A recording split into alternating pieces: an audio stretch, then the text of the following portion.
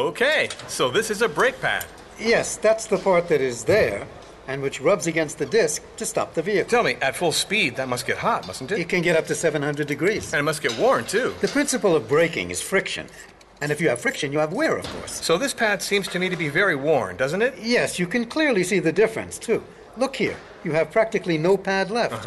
When it gets to that stage, it rubs hard against the disc. It's metal against metal. It attacks the brake disc, and that can do a lot of damage. And I imagine that changing the disc is not the same price, obviously, as changing the pad. Not at all. So the best thing to do is change your pads ahead of time.